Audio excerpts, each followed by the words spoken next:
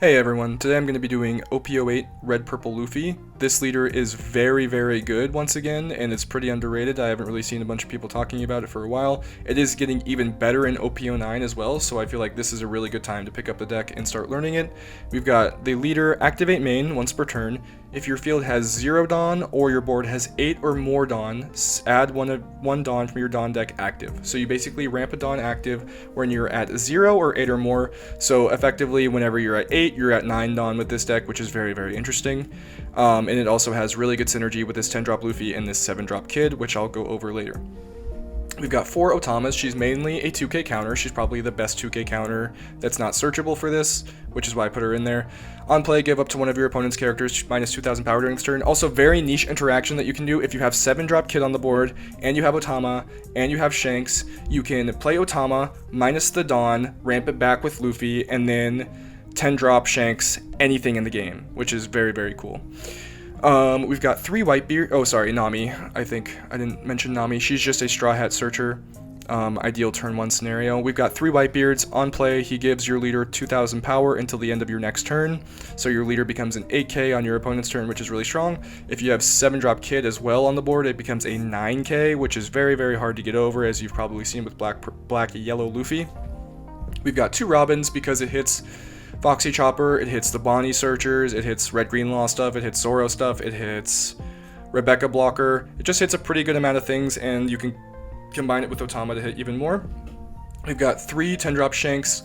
Hits a lot of the problem cards that this deck is going to struggle with. Hits all of the Big Mom targets. Can hit 10 Mom even if you compare it with Otama, like the combination that I just mentioned before. Very, very necessary card. Also KOs 9-drop Zoro and 10-drop Dofi, which is very, very good and necessary against Bonney as well.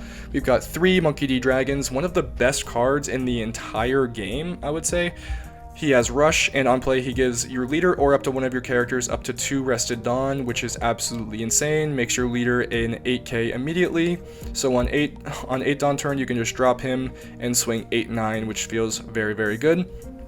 We've got on play, ramp a Dawn active, and when attacking, you choose one of your opponent's base power characters and then mirror it and swing at it. So for instance, if I have this Newgate on the board, they could swing 10 at me by copying the Newgate's power. Very, very, very, very, very good card in this deck, and super, super good against the new yellow stuff that's coming out. We've got 4 Zoro Drills. When attacking, if you have 3 or less life, add up to 1 Dawn from your Dawn deck and set it as active, basically made specifically for this deck because you start at 3 life. Very, very good to start off with, and if you can protect it for a turn, he just goes crazy. Like, it actually, if your opponent doesn't hard commit into killing this card, or you can protect this card for a turn, it's very bad for them. We also have Freinosuke. He's a 2k counter conditional rush card. If you have 8 or more Dawn on your field, this character gains rush.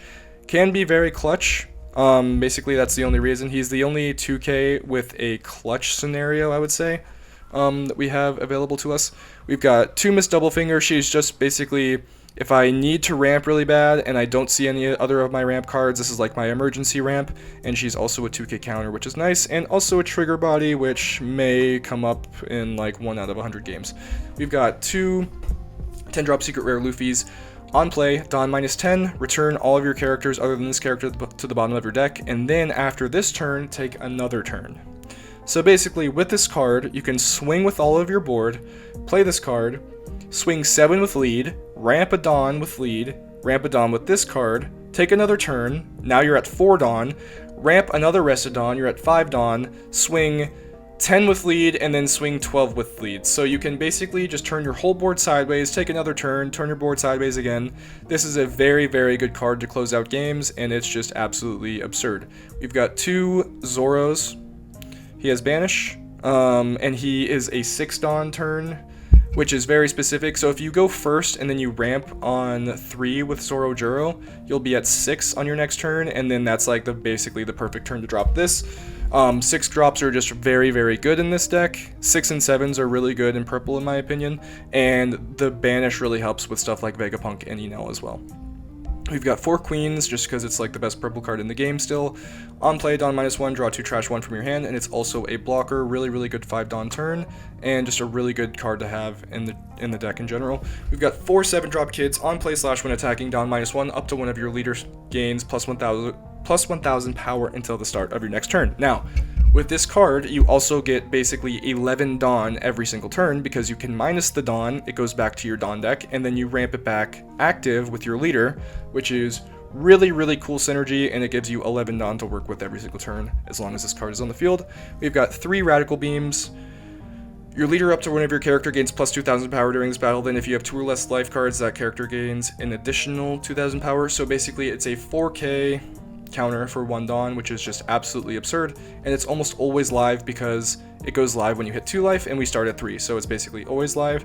And lastly, we have 2 Gum Gum Jet Gatlings just to pitch some of the bricks out of our hand in case we get a little bit too bricked up. This could probably be one Gatling, 1 Diable Jambe. I was playing Diable Jambe in here, but it just didn't really seem necessary in this format.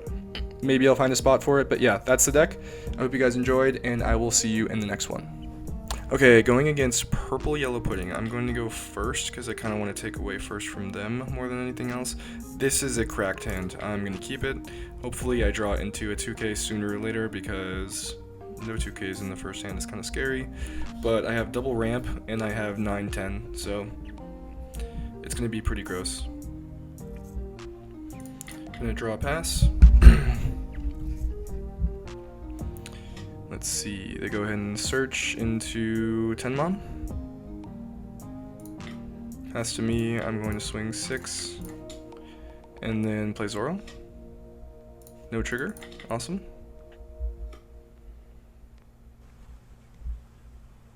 I'm guessing they play Bond Clay here is really good if they have it, they don't. They swing 7, I'm going to just take it and hope it's my other 0 cost event in life causing me to trigger and ramp. Nope, cool. Unlucky. Viola turns them to the bottom. There's nothing relevant there, I don't think. This is going to be 6 at life.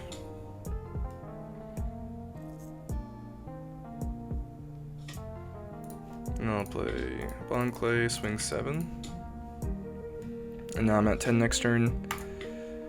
He's cooked. I'm not going to lie to you. Next turn, ideally, I play 7 Kid, and then follow it up with a Newgate, and then follow it up with Shanks. Maybe. He's gonna play Tenmon. Maybe we play Shanks next turn. This is gonna be into Zoro, probably. Which is fine, because he doesn't really do anything for me anymore. Whitebeard. The old Whitebeard. Reordered his life. Wait, did it just take a life?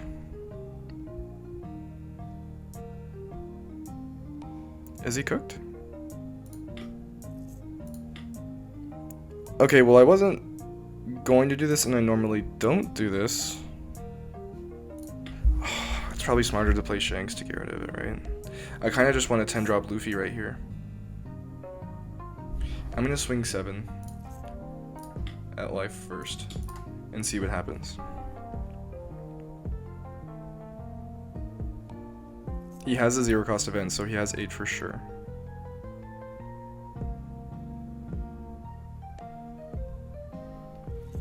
Just take the life, it's just 1. Okay, so yeah, there's the 0 cost event out of hand, so I really want to play 10-drop Luffy, but there's always next turn, and I feel like it would just be a little bit too early, so I'm just going to play Shanks, get rid of the Whitebeard. Probably should have swung first, but sequencing is very hard. I don't think there's any trigger that could have ruined me there anyway, so it's probably fine. So yeah, he's just cooked next turn. I have 10-drop Luffy, plus a 10-drop swing on the board, plus he has to get rid of the Bond Clay, or it becomes an immediate problem. So right here, I have the opportunity to do the funniest thing possible, and I'm just going to go ahead and do it. We're going to get rid of Whitebeard, Bond Clay, and Zorojuro to save the Bond Clay. Go ahead and play the 9-drop Mom. Be my guest. There it is. Going to heal my Bond Clay, or leave it there, which is fine. Either way, it's fine with me. And now we're going to go 12. I'm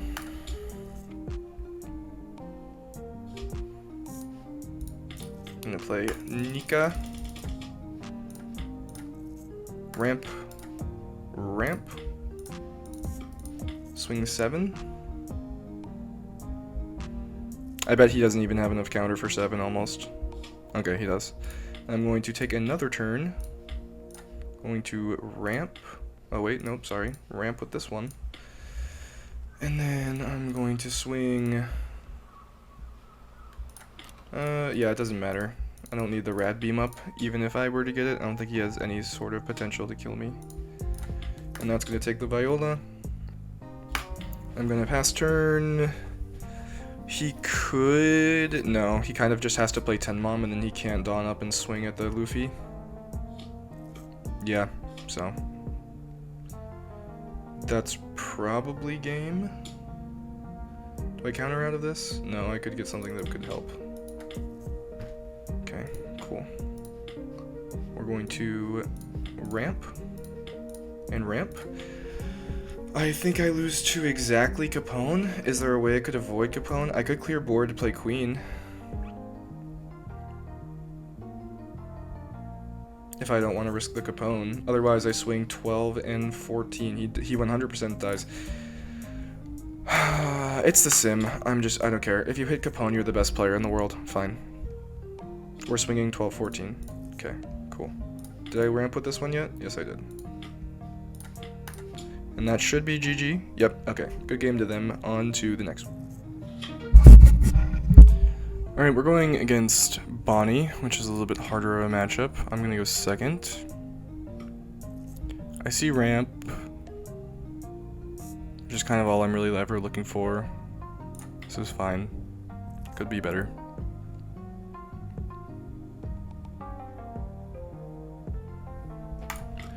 Drawn the dragon, gonna pass turn to them. They didn't start a searcher by the looks of things. They see one now. They're going to Bonney effect into Cavendish.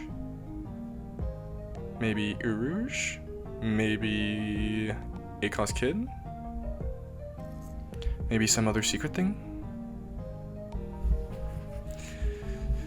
Why are searches on the sim taking 30 seconds, man? Like, come on. I don't want to be that guy, but come on, please. I have to do it this way. I know I don't get the extra done from the Bon Clay, but it's fine because he's Bonney and there's nothing I can do about it. And I'm going to ramp and pass. Alright. This is a decent start. It kind of is all going to depend on what he does here. If he plays Cavendish, that's really bad for me. You cannot swing 5 into 6, it does not work.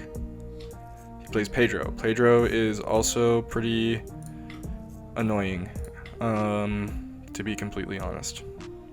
Don't have another ramp here, which is like extremely unfortunate actually. We're just gonna swing 7 at life and then play Zoro. He's gonna respawn Clay and then swing into him, which is fine because he's not really progressing towards my life in any sort of way. And I think that's kind of dangerous for him personally. We're going to save this Shanks for the Zoro, 100%. I don't think we even use it on Kid, I think we just straight up save it for Zoro. Can you please take your turn? Thank you. Should not be. That was just not worth it, but sure. I'm gonna play Zoro. Sorry, I'm getting a little bit more toxic and heated as these games go on because people are really just taking all of the time. They're playing half a game with me and then leaving after they misplay. It's very hard to get content made on this simulation sometimes. I think I'm gonna switch to real life content pretty soon because playing against these sim players sucks. And they make questionable decisions and they take forever and they don't have like meta deck builds, everything such as. So hopefully I switch to a different form of making videos soon because this is getting really, really tiresome. He's swinging 6 at life. I'm going to Queen out of it. I think probably bad idea. Probably going to use Frankie instead. 3 down left. They pass. I'm going to draw into Zoro Juro. Could ramp to 10, which I'm going to do for sure. No reason not to. So we actually need to wait for the dragon effect, unfortunately. Which means he's only going to be able to give himself 2 rest at dawn, but I think that's fine. We're going to go 9 at life with Banish. He's going to rest my leader. And then we're going to go 11 at life. pretty good feeling turn for me, if I must say so. I have a decent amount of counter to protect Zoro, but I'm feeling like he's probably gonna die. He has 9 Dawn. If he plays a Zoro of his own, that's probably best case scenario for me, because I'll just kill it. And then they probably just surrender if that happens, honestly. I would not even blame them at that point. Bonney freezes my dragon. Very, very annoying. Well played. Oh my god, Cavendish restand Dawn and then plays Carrot to freeze my Zoro. That'd be crazy.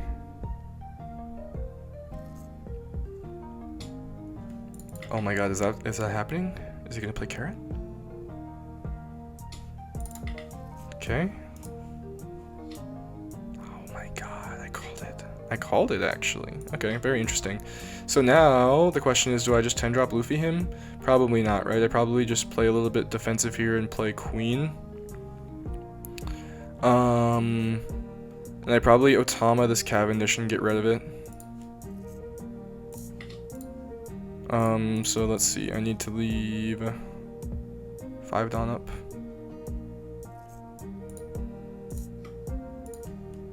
And we're just gonna go 10 into 4.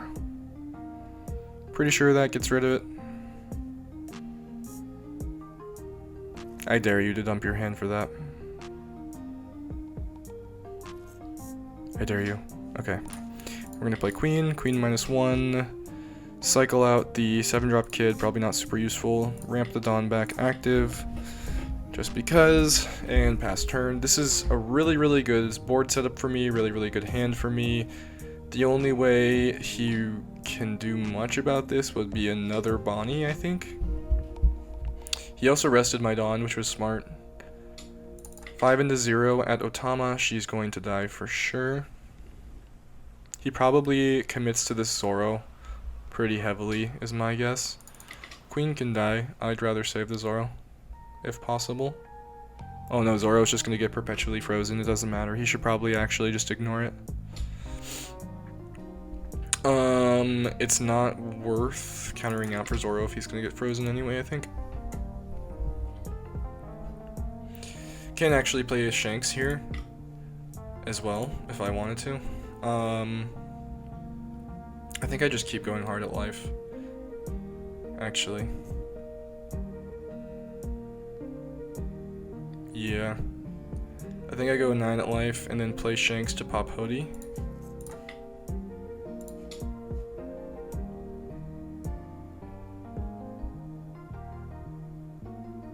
He probably can't get there with his counter. If he can, that's probably the last time he can counter all game, honestly. Bonney has like no counter ever. Very interesting games today. I really enjoy OP08, genuinely. Although, I wish people would take a little bit faster. Okay, Shanks, pass.